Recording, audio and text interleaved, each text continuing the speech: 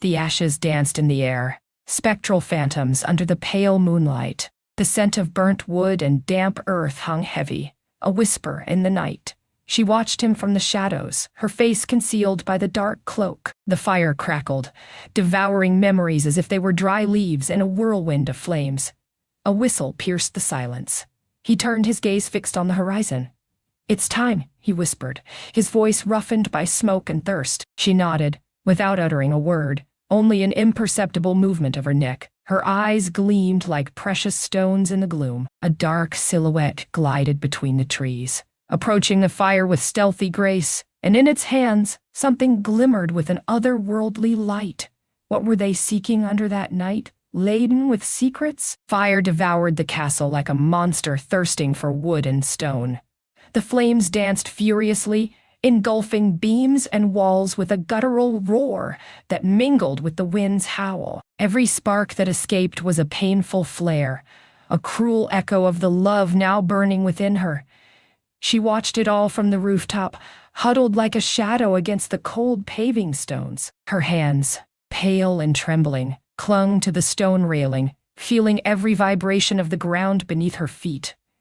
The wind, an implacable specter, whipped her face with icy gusts that carried the acrid scent of burning wood, a bitter perfume, reminiscent of happy times.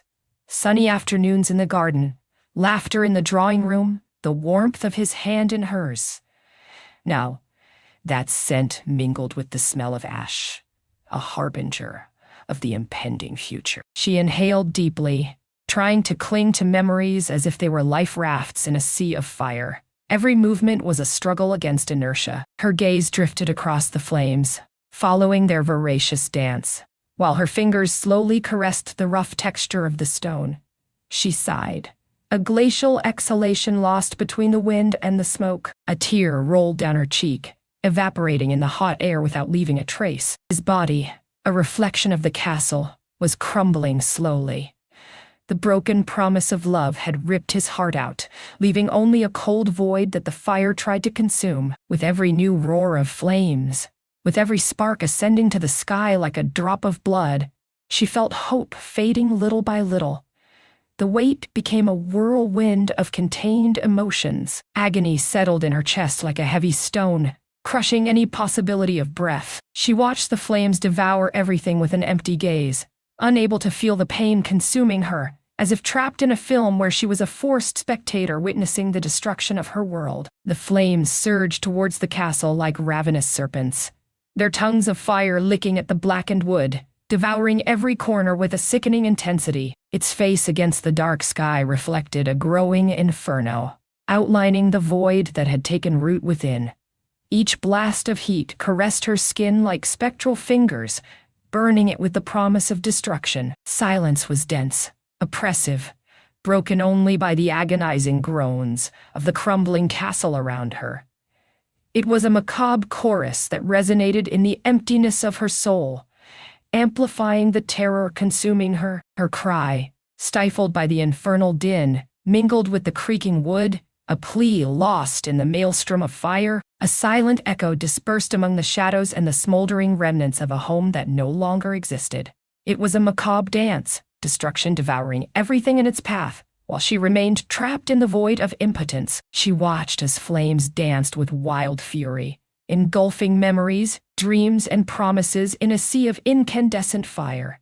Her eyes were lost in the infernal dance, seeking answers in the darkness that consumed the castle. But she found only silence, a cold and profound solitude that closed her heart. The fire consumed everything in its path, devouring walls, roofs, dreams. The castle, once a symbol of love and refuge, was turning to ash under the impassive gaze of the night sky. She remained there, trapped in a silent hell, waiting fruitlessly for something, anything, to halt the dance of death. The fire gnawed at her skin with relentless fury, burdening her with its embers as if they were thorns forged from iron in the underworld. Heat was a monster devouring her body, charring her clothes into ash and revealing skin now rough and cracked like parched earth after an endless drought. The smell of burning wood filled her lungs, a pungent aroma mingling with the metallic tang of smoke and a bitter taste that reminded her of her own destruction. He watched the flames dance around him,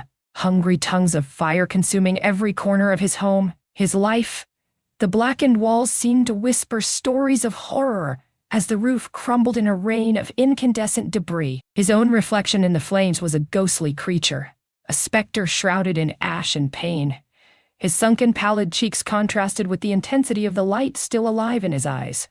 Two sparks defying the darkness that enveloped everything. He seemed to look through it all, indifferent to the suffering surrounding him, with a cold, distant gaze that appeared to pierce his soul. It was a specter, an echo of what it once was, wrapped in a cloak of ash that did not conceal the icy light burning within its eyes.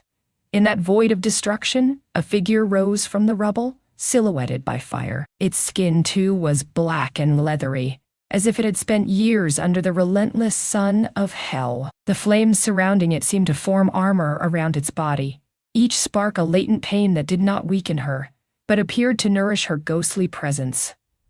It walked towards her slowly, with firm and sure steps across the incandescent debris. The promise of love that once resided in their gazes had transformed into a consuming fire, separating them with the chasm of destruction.